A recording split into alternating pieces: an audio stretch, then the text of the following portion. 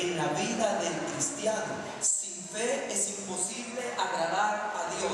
El justo por la fe vivirá. La fe es como una llave que nos permite abrir puertas. La fe, hermanos, es un don que Dios nos ha dado a cada uno de nosotros.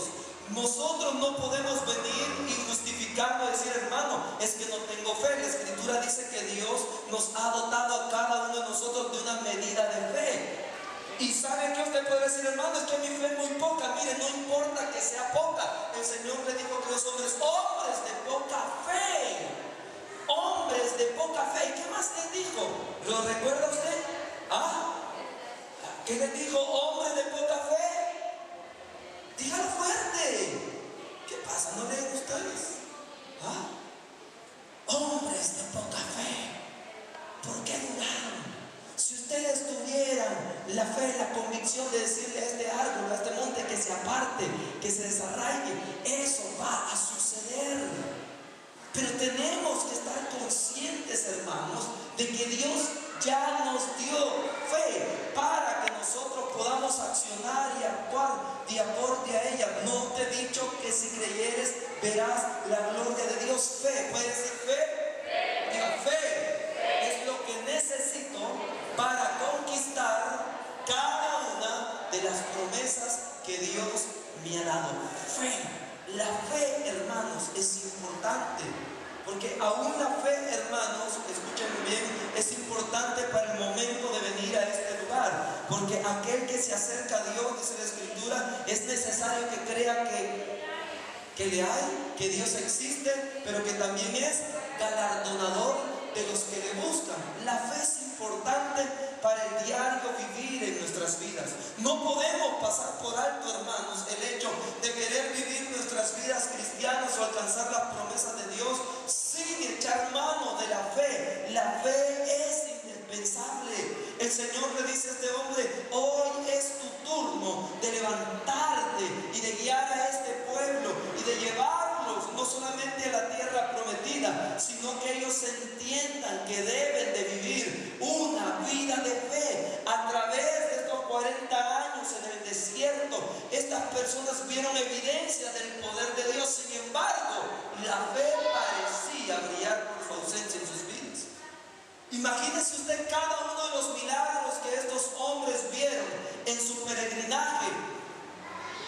Si usted ha observado allá en el supuesto periódico Mural, y digo supuesto porque se supone que eso debería de ser, pero en el supuesto periódico Mural, usted vaya en una paginita, una hojita ahí donde aparecen unos zapatos, y aparecen inclusive unos zapatos que parecen pies, donde exalta uno de los milagros, hermanos, que vieron estos hombres en el desierto. Por 40 años sus zapatos no envejecieron, sus pies no se hincharon, su ropa no se desgastó, el sol no les fatigó, hermanos, la oscuridad no les detuvo, el frío, hermanos, no les detuvo, el calor, hermanos, no les detuvo. ¿Sabe por qué? Porque ahí va la mano de Dios obrando a favor de sus vidas. Ellos, hermanos, tenían que haber entendido, asimilado, tenían que haber llenado su corazón de fe. El Dios de los cielos estaba caminando con ellos. Sin embargo, en medio de todo ese mover de Dios, en medio, hermanos, de las promesas de Dios, empiezan a surgir las dudas, empiezan a surgir las quejas, empiezan a surgir las divisiones y las murmuraciones en contra de Dios. ¿Sabe por qué? Porque veían ellos incompleto lo que Dios les estaba prometiendo. Pero el problema no era Dios. Diga, el problema no era Dios. Diga, el problema no era Dios. El problema eran ellos. Diga, el problema hoy en día no es Dios. El problema soy yo. Ese es el problema.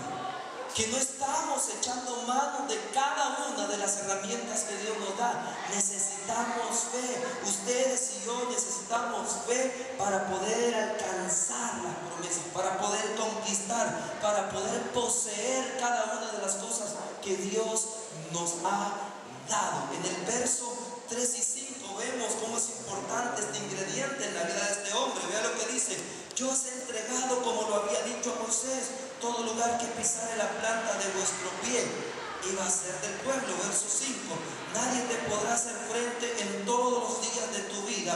Como estuve con Moisés, estaré contigo, no te dejaré ni te desampararé. ¿Sabe qué necesitaba Josué para creer esto? Fe. Y de hecho el pueblo hace un reto: te vamos a seguir, te vamos a obedecer, pero queremos ver el respaldo de Dios en tu vida. Ahora, ¿por qué acepta el reto este hombre? Porque Dios ya le había dicho: yo voy a estar contigo. Pero Josué, para que esto sea una realidad, necesitas fe. ¿Puedes decir fe? Fe. Diga al que está al lado suyo, dígale: tú necesitas fe. Y a usted que le dijeron, dígale: tú también la necesitas. Necesitamos fe, hermanos.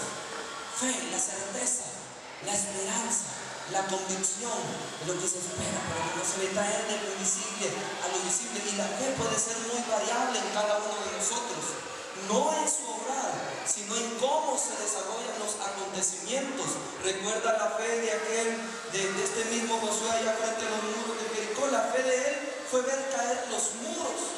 Recuerda la fe de la mujer del flujo de sangre. La fe de esta mujer se manifestó en sanidad para ella. ¿Ven cómo puede haber una diferencia en el actuar? Pero sí, la fe funciona. ¿Recuerda usted aquel Pedro? Fe para caminar sobre las aguas. La fe es indispensable. Necesitamos de fe, iglesia, para alcanzar las promesas de Dios. ¿Saben cuántas promesas ha traído Dios a esta congregación? Muchos tal vez ya nos hemos olvidado, y muchos, hermanos, tal vez decimos: ¿será que esta persona que trajo esta palabra habló de parte de Dios? Yo no veo que suceda nada, yo veo todo lo contrario. El problema es que no estamos actuando y viviendo en fe. Como congregación no actuamos, no vivimos en fe. Como hombres no vivimos, no actuamos en fe. ¿Cuántas de las promesas de Dios se han vuelto una realidad para usted hoy en día? ¿Cuántas de las promesas de Dios usted puede testificar fielmente de que Dios obró? Pero ¿sabe qué hizo la diferencia entre uno y entre otro? Simple y sencillamente un acto de fe. La fe es indispensable. Lo segundo que usted necesita, lo que usted y yo necesitamos para conquistar, en segundo lugar, es obediencia. Vea por favor el verso 7. Verso 7. Solamente esfuérzate y sé muy valiente para cuidar de hacer conforme a toda la ley que mi siervo Moisés te mandó. No te apartes de ella ni a diestra ni a siniestra, para que seas prosperado en todas las cosas que emprendas. ¿Qué necesitamos? Obediencia. Vea que está al lado suyo, dígale: no solo es fe, también es obediencia.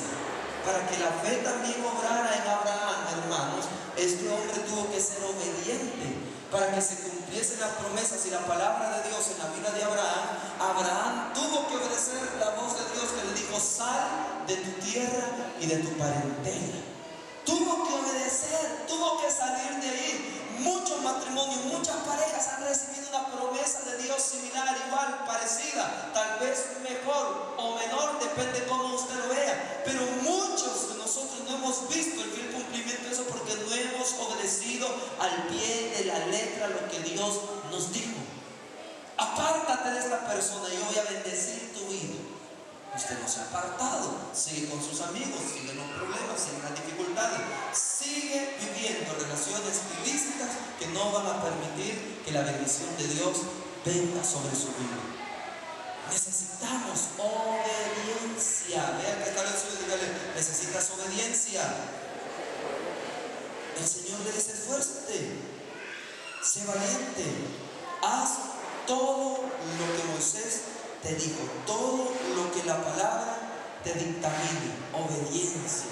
Y hago una pregunta: ¿a cuántos nos gusta obedecer? ¿A cuántos nos gusta la obediencia? ¿Cuántos somos obedientes? ¿Cuántos seguimos las reglas? ¿Cuántos seguimos y acatamos los mandamientos y los preceptos? ¿Cuántos de nosotros, hermanos, leemos las instrucciones antes de hacer algo? Obediencia. Obediencia. No, hermano, esto yo lo puedo hacer. Paso número 1, 2, 3, 4, 5, 6, 7. No, yo hago el 12 de un solo porque yo ya sé esto. Y haga el 12, llega el 13 y de repente usted tuvo problemas. ¿Por qué? No siguió las reglas, no fue obediente. Necesitamos obediencia. Vamos a Ezequiel capítulo 37.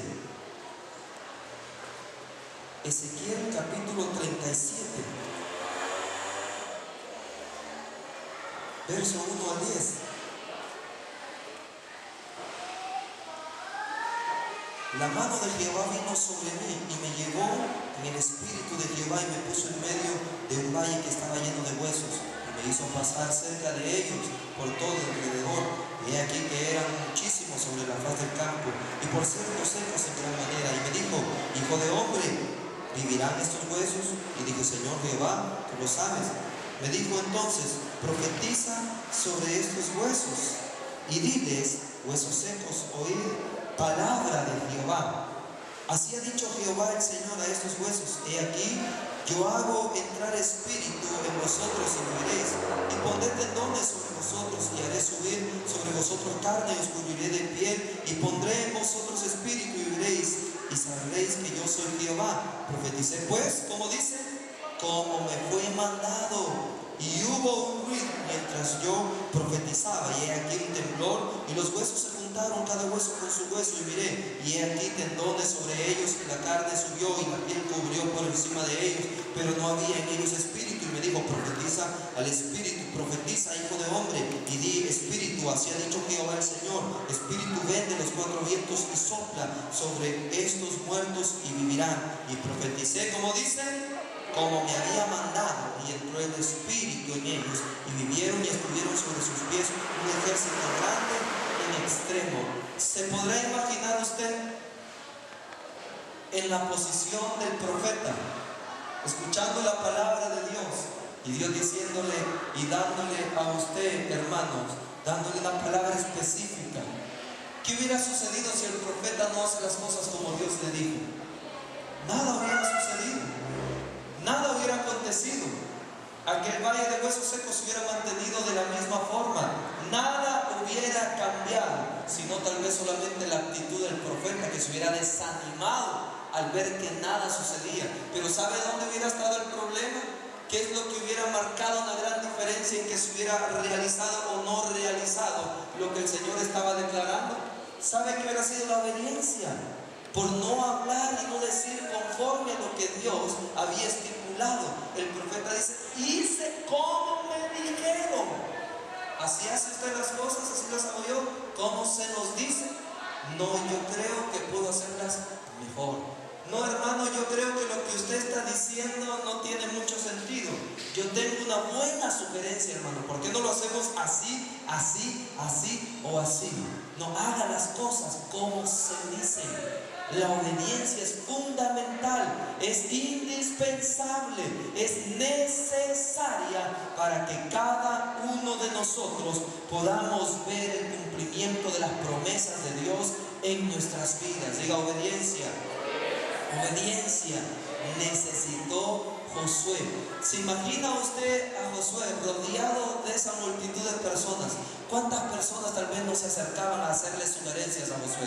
¿Recuerda el tema que todavía tenemos que seguir tratando? 4 cosas que hay que entregar en el altar. ¿Recuerda que por qué es importante entregar nuestra cabeza? Nuestros pensamientos, sugerencias, ¿qué más dijimos?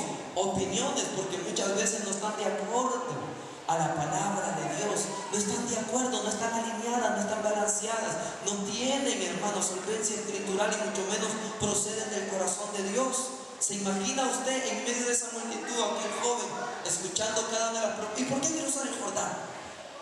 ¿Y por qué no mejor hacemos balsa o mandamos a traer un ferry? ¿Y para qué nos vamos a mojar? Hemos caminado tanto, Josué, y después meter los pies en el agua. ¿No se ha escuchado cuando se suben a los buses y llevan por ahí aquellos ungüentos y que empiezan a declarar que cuando uno ha caminado, se ha ejercitado y se moja, los poros están abiertos entre el agua y de ahí vienen los dolores y la artritis?